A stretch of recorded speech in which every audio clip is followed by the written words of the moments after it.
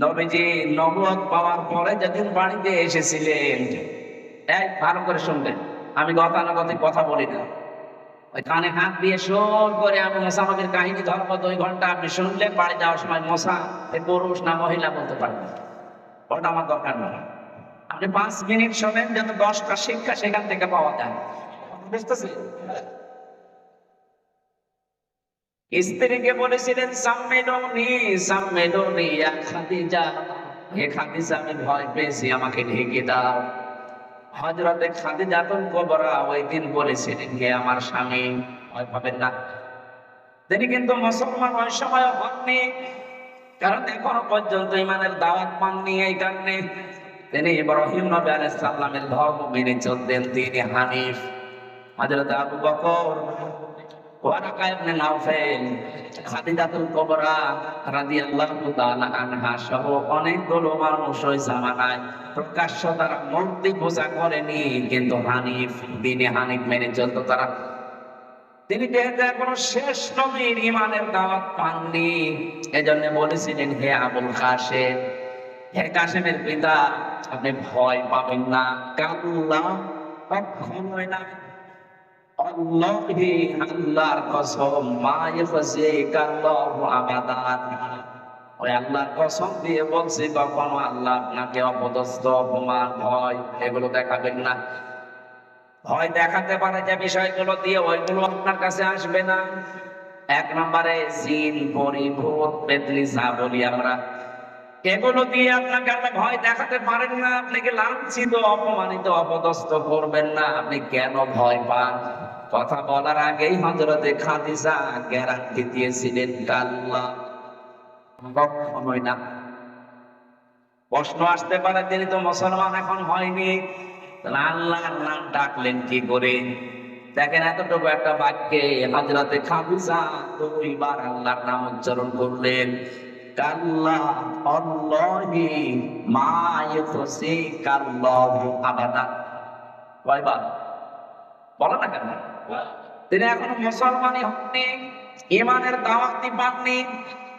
ওই দিন হানিফ ইব্রাহিম আলাইহিস সালামের ওই ধর্ম অনুসরণ এভাবে আসছিল, পাই টু পাই তিনি ওইটা মানতেন। অথচ ইমানের দাওয়াত না পেয়ে তিনি ছোট বাক্যে আল্লাহকে 2 বার স্মরণ করলেন। এবার দেশে বহু মানুষ আছে 14 বার হজ করেছে, এখনো পর্যন্ত আল্লাহর নাম নিতে কেমন যেন করে। এ পৃথিবীতে সবচাইতে বড় আল্লাহর নাম যেটা, আল্লাহু আকবার, এর চাইতে বড় নাম আছে আর? বলেন বলেন। এই শব্দটার সাথে অনেকের বিরোধ। এই শব্দটা 15.5 বছরে বহু মানুষ বলার চেষ্টা চালিয়েছে, অথচ এই বিদায় নেওয়া জালেমেরা এই শব্দটাকে বলেছে এটা জামাত ইসলামের শব্দ। আমি নিজের মুখে হাসান মাহমুদের নাম কে দিয়েছে আমি জানি না, এর নাম হবে হাসাও মাহমুদ। এখানে হাসা।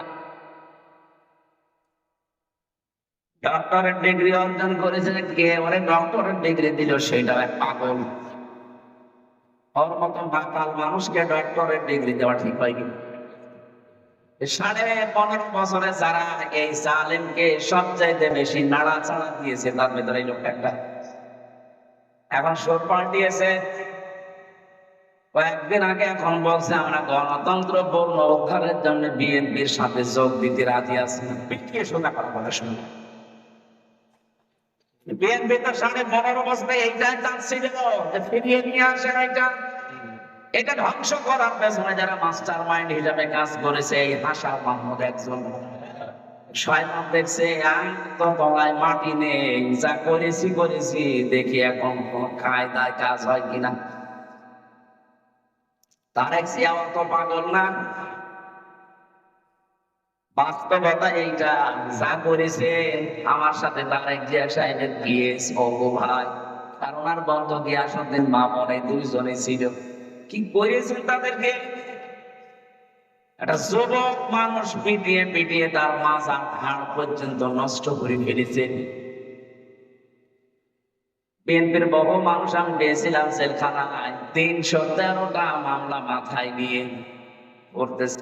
যদি সরকার পরিবর্তন না হয় তো ওই সমস্ত লোক এখনো জেলে থাকা লাগবে। পরে তো আপনি হিসাব করতে পারেন ৩১৩টা মামলা, আমার দুইটাই তাই মাথার কাঠি ক্ষয় হয়ে যায়। ৩১৩টা কবে হাজির হবে, কবে জামিন পাবে, কবে বের হবে? জামিন যদি দিয়ে দেয় হাজিরা তো দেওয়া লাগবে মাসে মাসে। তা মাসে মাসে হাজিরা দিতে হলেও তো ১ মাস না ১ বছর চলে যাবে খালি হাজিরা দিবেন। কি জুলুমটা করলেন, তখন আপনার গণতন্ত্র উদ্ধার হয়নি, এখন আসতেছে নতুন করে। আমার মনে হয় এই ফাঁদে যদি কেউ পা দেয় উহুদের ময়দানের মতো বিপর্যয় পড়বে। উহুদের ময়দানের কথা কানে আছে ছাড়া কে না জানে। প্রথম দিকে তো বিজয় এরকম এই ২৪ সালের আগস্টের ৫ তারিখের মতো হয়ে গিয়েছিল। তো যখন আমরা দেখলাম যে না কিছু সাহাবায়ে কেরাম গনিমতের মান পড়াতে ব্যস্ত হয়ে গেছে, নবীজির ওই কথাকে ওভারটেক করে, তখনই তারা বিপদে পড়েছে। এমন বিপদে শেষ পর্যন্ত কিছু মানুষের জীবন পর্যন্ত দেওয়া লেগেছিল। যারা পালিয়ে গেছে ওরা কিন্তু বসে নেই,